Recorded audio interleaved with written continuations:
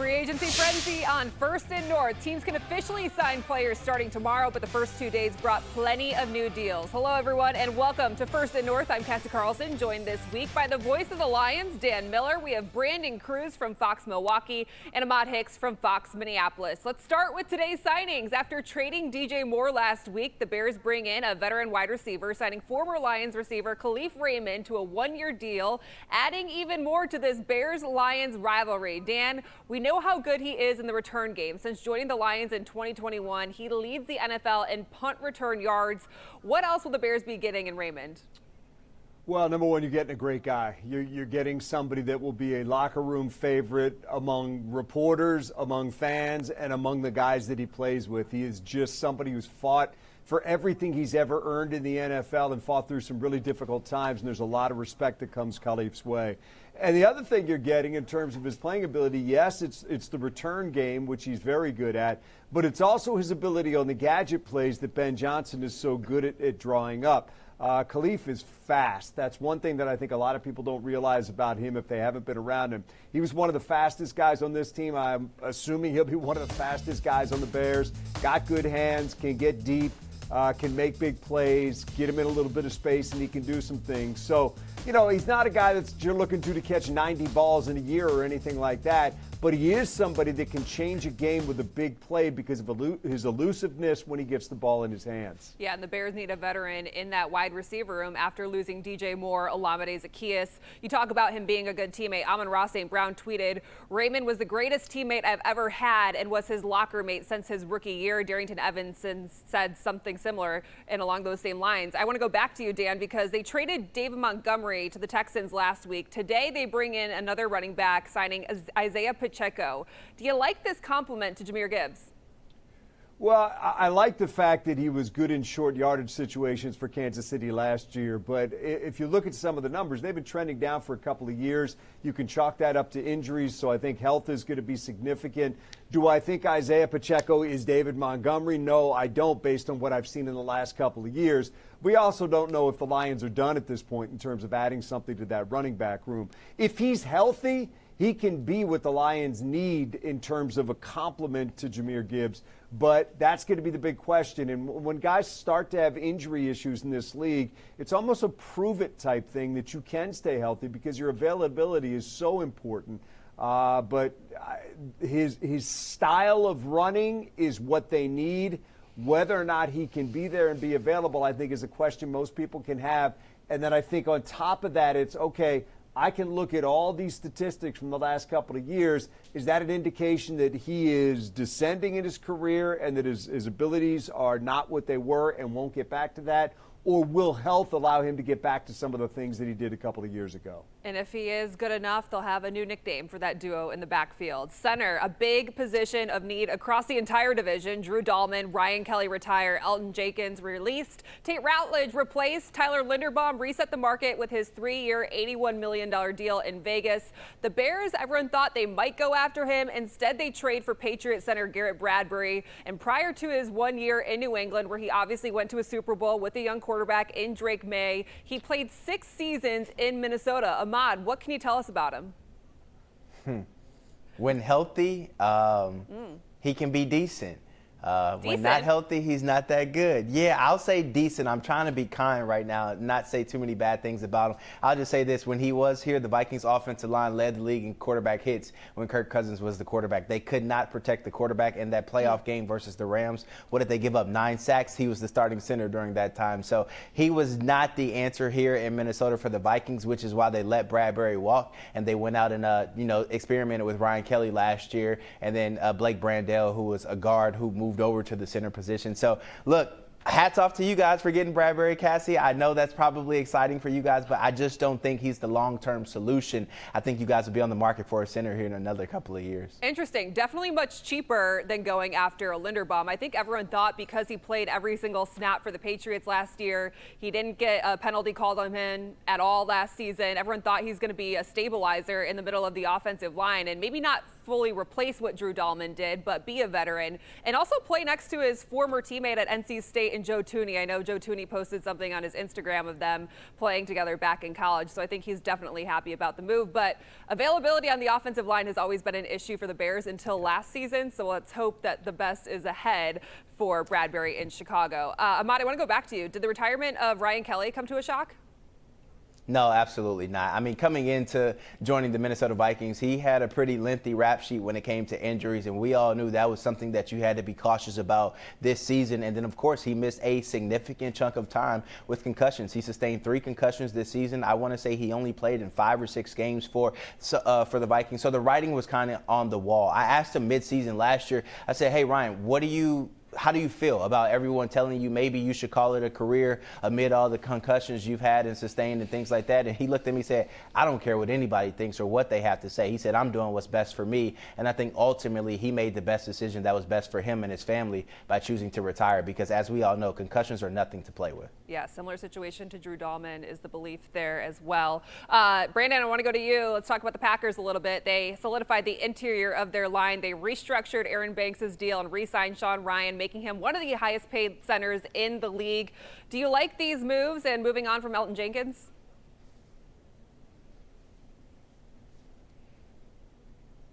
Yeah, I think it's what they had to do. They knew that this was probably the way they would go because of the way that Ryan played when he took over at center for Elton Jenkins, who was injured during the season. And because of how solid he played and what he brought to that line, it was a very solid offensive line. The Packers realized they didn't need to keep Jenkins. They could let him go and free up some money for the cap space, being able to pay Ryan. And then by restructuring Banks, they keep that interior line intact. And the one thing that you see with the Packers line is versatility, and Sean Ryan is a perfect example of that, as he's been able to move around. Elton Jenkins had been that guy. He wasn't the guy that wanted to go to center, mainly because of the contract that goes with being a center, but now that he's released and Ryan is there, the Packers are looking very strong again at that position, and it's something that has helped them throughout the years, and especially since Jordan Love took over as the quarterback. Dan, let's talk about the new Lions center in Cade Mays. Everyone seems really happy about the value they got for him in replacing Tate Ratledge. Well, I think when you compare 325 to 381, you feel better about that. But look, Linderbaum was obviously the guy that everybody would love to have, but not everybody can afford a $27 million center, and the Lions weren't going to be able to jump into that lottery. So, look, Mays is a guy who graded out very well last year as a pass protector. They believe he can get better as a run blocker. They love anybody that comes in and can work under Hank Fraley. They had to get a center. Mm-hmm. That was one of the chief things they had to do this offseason. And it had to be somebody who has played in this league. It couldn't be somebody that you just draft and plug in. I think if you want a definition of what went wrong with the Lions last year, or some of the things chiefly that went wrong for them, look at the 2 Vikings games. They had a miserable time trying to figure out that defense, get everybody in position.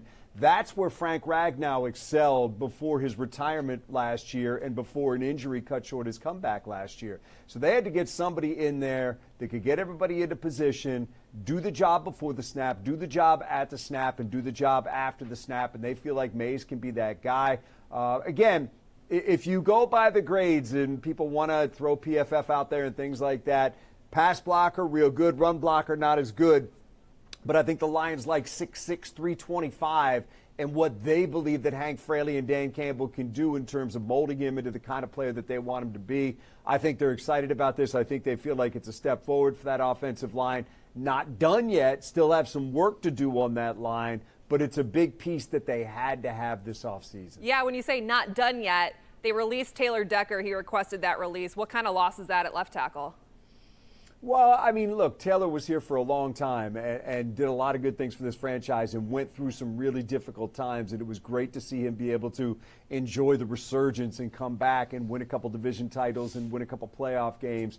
But last year, when Taylor started to break down a little bit and wasn't practicing and was playing, look, I do the games with two offensive linemen, and they both thought that Taylor played pretty well last year. But there's always that question of cost versus how a team values a player. And sometimes as they get a little bit older in their career, those things can get out of sync, either in the eyes of the player or in the eyes of the team. And in this case, I think it was the eyes of the team, where maybe they wanted him to take a pay cut. We haven't really heard from anybody on this yet, but we know the discussions did not go well after he announced that he wanted to come back. So it does leave a hole at left tackle. They did sign Larry Borum, who started 11 games for Miami at right tackle last year. That feels like, former Bear, yep, that feels like a backup to me. There is the opportunity that they could draft a right tackle and move Panay to the left side. So I think there's another tackle coming in. The question is he a left tackle, or is it going to be a right tackle and Panay moves over to that side and plays there for the rest of his career? So I think there's still work to be done on that offensive line. Borum feels to me like the replacement for Dan Skipper, the swing guy who's also your sixth offensive lineman when you go to your jumbo package. Well, as soon as Taylor Decker requested his release, everyone in Chicago is like, there's the Bears' answer at left tackle, especially as Ozzie Trapillo is going to be out deep into next season. Instead, they signed Braxton Jones, a former fifth-round pick, to a one-year, $5 million deal. Now, who knows if that's the only move they're going to make, so that leaves Braxton Jones and then Theo Benedict as the left tackles on their roster. And this comes after their offensive line coach, Dan Rochar, said he didn't know if they had any true, career left tackles on this roster. But clearly they see Braxton Jones, who has started 23 games, 17 games in his rookie season alone, until some injuries have bugged him over the last 2 years, where maybe he can work his way in training camp, and there's probably going to be a competition for that spot on the offensive line yet again. That's something the Bears have gotten used to. But I think you feel a lot better if they're only dealing with that spot. They could also draft one with those 4 picks that they have in the top 90, and you have the rest of your line all cleared up. And back to something Ahmad said about, Bradbury being decent. I was talking to Olin Kreutz, a former center for the Bears, and he said if you have Joe Thuney and Jonah Jackson as your guards, your center doesn't have to be anything spectacular because those guys are so solid. Some other Bears news I want to get to really quick. They replaced Tremaine Edmonds, make a big splash with a linebacker, bringing in Devin Bush, has a ton of speed. And instead of going with Kevin Byard or Jaquan Brisker at safety, they are bringing in 26-year-old Super Bowl champion Kobe Bryant, someone who has some more position flexibility, had 4 interceptions last season, can play free safety, can also play up in the box, and I think fits a little better in Dennis Allen's defense. As you're looking at all the moves they made, another big one is bringing back Case Keenum, third-string quarterback on a 2-year deal, 38 years old, going into his 15th season. He was contemplating retiring last year ahead of speaking with Ben Johnson about his vision for the Bears, what this offense was going to look like, and his role in that quarterback room, which is essentially being a coach for Caleb Williams. And right now they have Caleb Williams, Tyson Bagent, which has been in trade talks, and Case Keenum in that room. Brandon, I want to go back to you really quick. Packers traded for Zaire Franklin and signed corner Benjamin St-Juste. How do you feel like this beefs up their defense?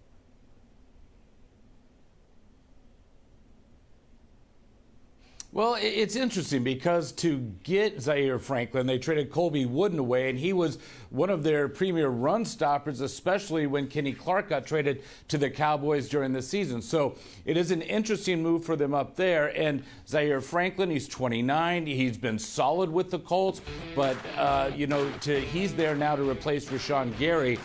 Even though Rashawn Gary had a rough second half of the season, he still was a threat at all times and seemed to be great when Micah Parsons was out there, not so much when Parsons wasn't. So it'll be interesting to see how those two now, Franklin and Parsons, work together. And it'll be interesting to see what Jonathan Gannon looks to do with his defense now that he is the defensive coordinator and he needs more guys up front to try to stop the run. So I'm sure the Packers are not done making the moves there. But I don't know how much better they got bringing in Franklin and losing Gary at this point. All right, we'll get into Rashawn Gary in a little bit, but for now we need to take a timeout. When we return on First and North, we talk about all the players who left the division and are now on to new destinations. Stay with us.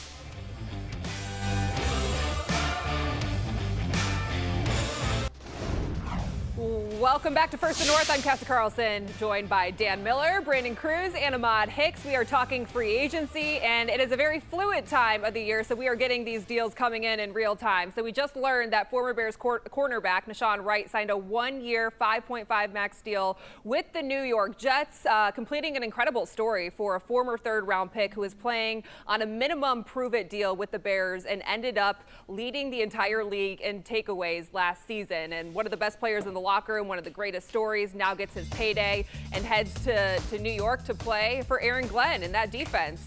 So good for Deshaun Wright. Obviously, now you look at the cornerback room with the Bears, Jalen Johnson, Tyreek Stevenson. You have Terrell Smith coming back from injury. Seems like that could be another position group where they try to find some depth, knowing just what it means in Dennis Allen's offense. I want to talk about some of the other moves, and the biggest quarterback who was available on the free agent market was Malik Willis, who's headed to Miami with Hafley and Sullivan, and he finally gets his opportunity with some familiar faces. So this seemed to make sense for both sides, Brandon.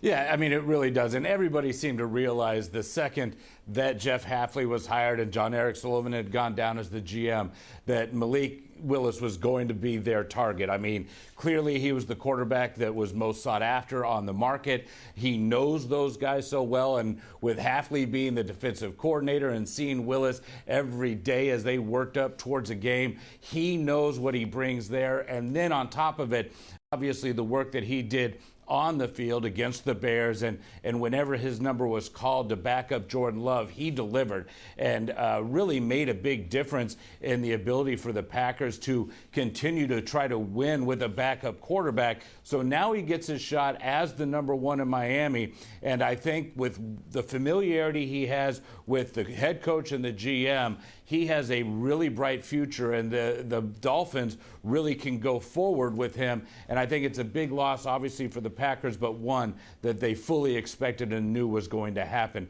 because of what Willis had done in his time here in Green Bay. All right, it's time for our weekly Vikings quarterback check-in. Ahmad, Geno Smith traded to the Jets. That rules him out for the Vikings, but a lot of steam around Kyler Murray to Minnesota. He will be officially released tomorrow, and I saw some reports that he's meeting with the Vikings. Do you like it?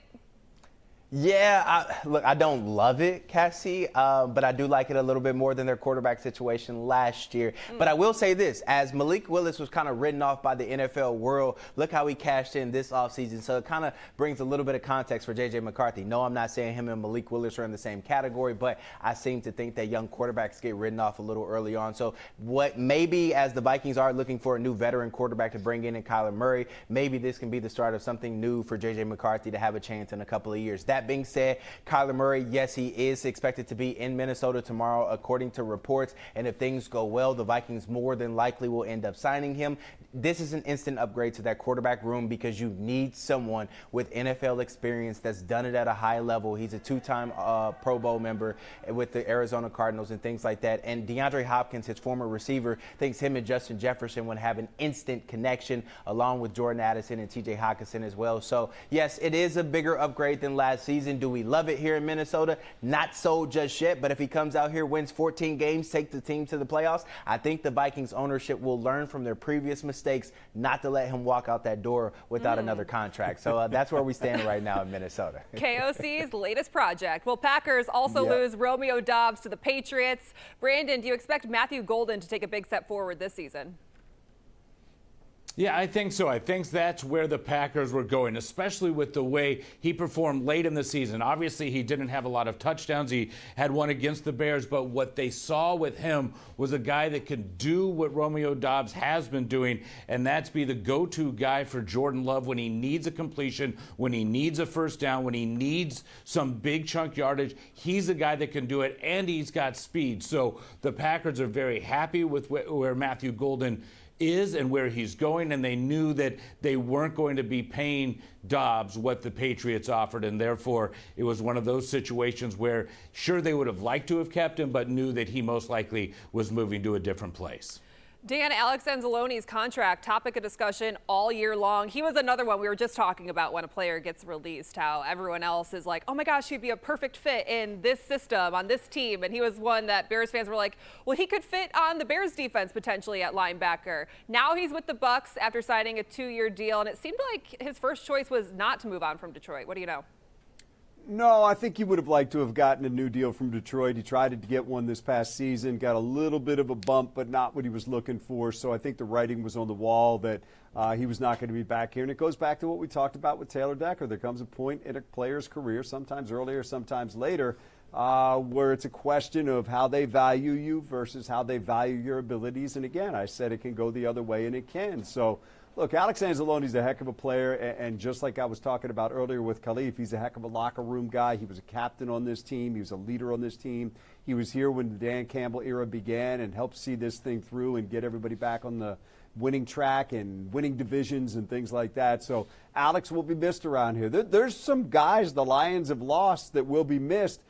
But it becomes difficult as you start winning games and putting a roster together to keep everybody. And they've prioritized some of the top guys, but it's cost a lot of money, and it's put them in the position where they're not able to keep all of the guys that they'd love to have. So for Alex, it's gone back, home, played in Florida in college. So I'm sure he and his wife and his family will enjoy that. Like I said, tough one to see him walk out the door, but not a surprise based on what we'd seen unfold over the last year. Yeah, the Bears winning is they're also in real time learning the reality of trying to rebuild a roster, knowing that you're not going to have a lot of the same guys in the locker room. Tremaine Edmonds, their linebacker, was a cap casualty this week. He saved up $15 million by cutting him. He goes to the New York Giants, gets to work with Harbaugh, and really behind a defensive line that's one of the highest paid in the entire league, bringing something extra to that second level. So he'll get another shot there. He was making $72 million on a 3-year deal, just very high paid for his position. And then the Bears also lose wide receiver Olamide Zaccheaus. He signs with the Falcons.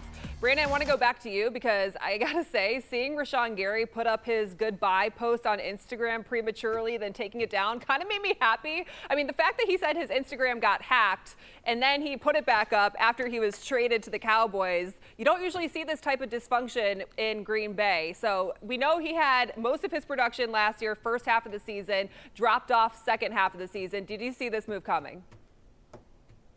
Oh, yeah, this was an obvious move. We knew pretty much once they lost to the Bears in the playoffs that was the last time we were going to see Rashawn Gary as a Packer. We knew that he was going to be traded or released before this deadline, and now that he's gone to the Cowboys, I think it's good for him in the sense that he gets to be back with Kenny Clark, and it also kind of frees him from the pressure that I think was building here because he didn't perform in the second half of the season to the way the Packers would have liked. The question now is, where do the Packers go with Zaire Franklin? Is he the answer? We don't know. I mentioned it earlier in the previous segment. But with Gary and his post, I found that kind of funny that he claimed it to be hacked, and all it was just premature letting everybody know he's out. Instead of just owning it and saying, well, I know I'm going somewhere. But at the same time, good on him. He did share some love for the Packers and the Packers fans once the trade became official. But in the meantime, it was a very expected move in Green Bay. All right, Ahmad, really quick. Javon Hargrave retweeted something about if you're a defensive lineman and you want to get to the quarterback, Brian Flores' system is not for you. Is there some beef going on here? I wouldn't say there's any beef. I think he probably just got tired of hearing fans that say he didn't do anything this past season. Harrison Phillips, who was with the Vikings, got traded to the Jets last year. He came out and said, this is a hard defense to play in for a defensive lineman. You don't get a lot of sacks. There's not a lot of glitz and glam there. Your job is to eat up space, free up space for the linebackers to go through. So, look, he may feel some type of way about all the fans saying something, but the fact of the matter is him and Jonathan Allen combined for only one more sack than their backup, Jalen Redmond. So Jalen Redmond got to the quarterback, so maybe it was just a Hargrave problem. All right, Ahmad Hicks has the last word. Both of those guys released. All right, we need to take our final timeout. Is Jordan Addison trying to reunite with his college quarterback? We'll tell you next on First and North.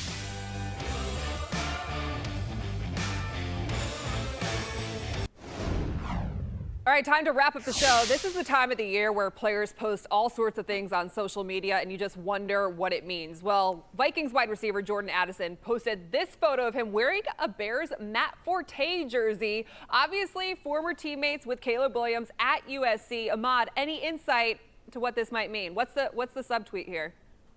I think he's just a man of fashion. He likes to, coordinate his clothes with his bags and the cars that you see in the picture. I don't think there's any more to that. Maybe questionable fashion choice wearing the Bears jersey in the division, but he's a man of style. That's all I can say, Cassie. All right, that's it, I guess. All right, that's going to do it for us on First and North. For Dan Miller, Brandon Cruz, Ahmad Hicks, I'm Cassie Carlson. We'll see you back here next week.